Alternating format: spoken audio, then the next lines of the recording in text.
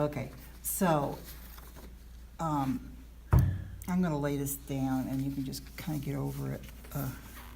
Okay, so we've got the primary colors, which are red, yellow. This is yellow. I know my colors very well. Anyway, this is a primary yellow and a primary red and a primary blue, and that makes into an equilateral triangle right there. And from the primary colors, you can mix other colors. And you have to buy primary colors because you can't mix another color to make a red. You have to buy the red or buy the yellow or buy the blue.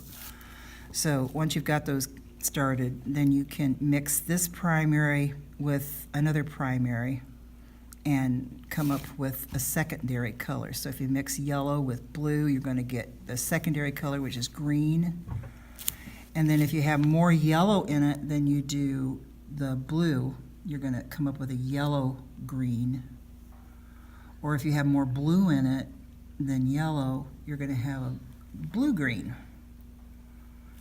And these colors between the primary and the secondary are called tertiary, and sometimes they're called intermediate colors as well. So from the primary, you get a secondary, and from the secondary mixed with a primary, you get a tertiary. And you just do that all the way around, and you can figure out how to mix your colors.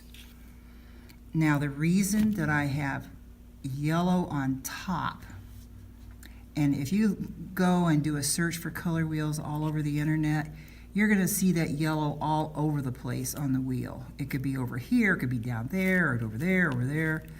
But I choose to put it on top because it's the lightest color up there. And with the lightest color, you will see how to brighten colors. So let's say here is a primary color with a secondary color. I'm kind of getting ahead of myself, but the way you mix colors is you want to go from the bottom up to brighten it.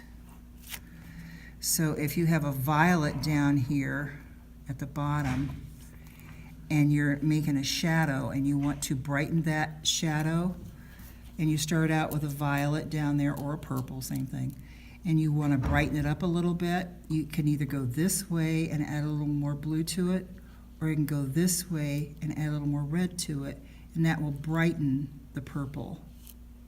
It will also turn it to a tertiary color too. But this is useful when you're putting shadows on colors, which we'll get into a little bit later. If I had a primary red and I wanted to brighten that primary red, let's say I'm making a red apple and I'm putting shadows on the apple, I could brighten that red on the apple by adding a little bit more yellow to it or a little more orange in there, and that'll brighten it up a little bit. So you keep going up if you want to brighten something when you're making shades. Okay, we'll get back into that later. Stop.